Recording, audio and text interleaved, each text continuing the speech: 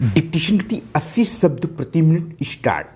इन सबसे ऊपर इस सारी प्रक्रिया के पक्षपातपूर्ण होने का भी भय बना रहता है।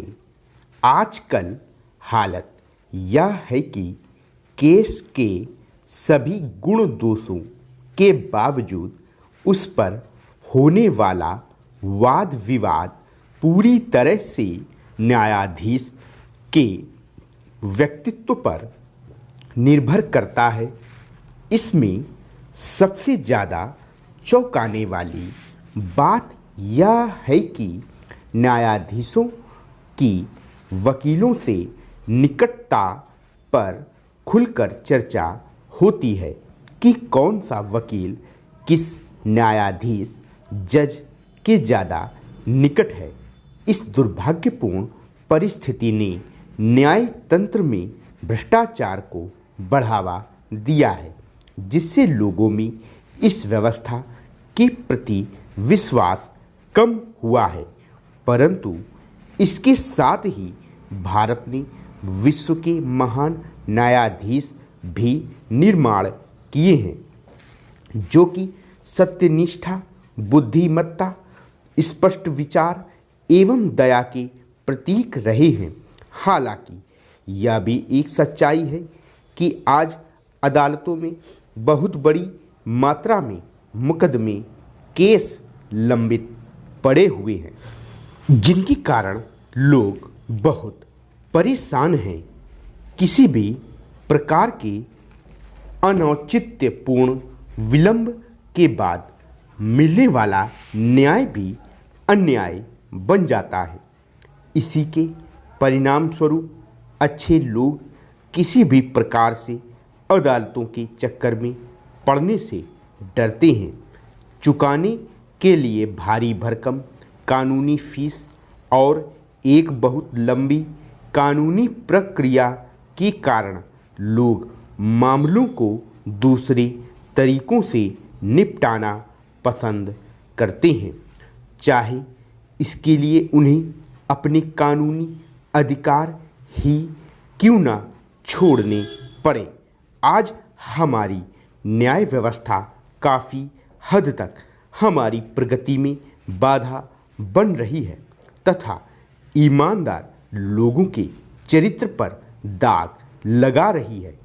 भारत के माननीय प्रधान न्यायाधीश के अनुसार इसका एक कारण न्यायाधीशों, जजों की कमी भी है।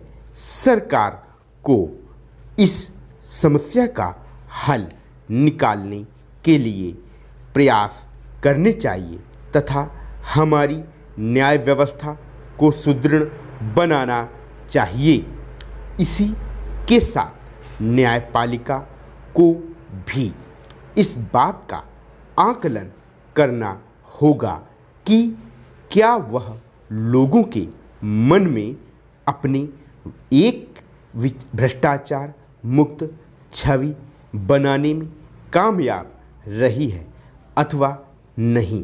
समाज सहजता के साथ कार्यरत रह सके, इसके लिए हमारे न्यायालय एक सम्माननीय स्थल होने चाहिए ताकि ईमानदार लोग उसे एक पवित्र स्थान की तरह सम्मान दे सकें, जहां वे डरा हुआ अनुभव करने की बजाय सुरक्षित अनुभव कर सकें।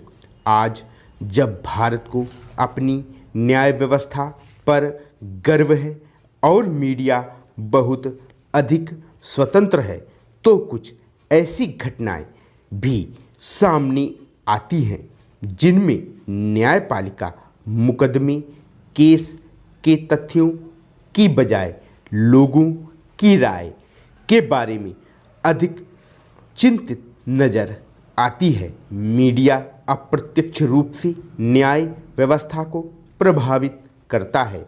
जो बात तथ्यात्मक रूप से सही होती है, वो इस बात से पूरी तरह से भिन्न हो सकती है कि उसे किस प्रकार से प्रस्तुत किया गया है और कोई भी व्यक्ति लोगों की राय के विरुद्ध नहीं जाना चाहता। इसी प्रकार से कुछ अन्य तथ्य भी न्याय व्यवस्था को प्रभावित करते हैं, जैसे कि न्याय तंत्र की नियुक्तियां, सिफारिशें, पदोन्नतियां आदि सभी राजनैतिक दृष्टिकोण से की जाती हैं।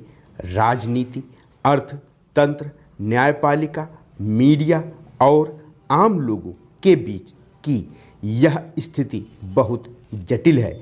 इतनी जटिल स्थिति में इस समस्या का समाधान निकालना बहुत कठिन है, क्योंकि इसके लिए बहुत से स्तरों पर सुधार की आवश्यकता होगी। पर सबसे महत्वपूर्ण बात यह है कि इसके लिए एक बहुत ही सजग समाज की आवश्यकता होगी। स्टॉप। इसी तरह की और डिक्टेशन पाने के लिए हमारे चैनल को सब्सक्राइब करें, इस वीडियो को लाइक करें और ज़्यादा से ज़्यादा शेयर करें। मैं आपको इतना विश्वास दिलाता हूं कि हमारी प्लेलिस्ट में उपलब्ध सभी डिक्टेशन की यदि आप प्रैक्टिस कर लेते हैं तो इससे बाहर कोई भी शब्द की डिक्टेशन नहीं आएगी। इसलिए प्लेलिस्ट में जाकर उपलब्ध सभी डिक्टेशन की अधिक से अधिक प्रैक्टिस करें। शॉर्ट हैंड और टाइपिंग में किसी भी प्रकार के डाउट के लिए कमेंट कर सकते हैं। धन्यवाद।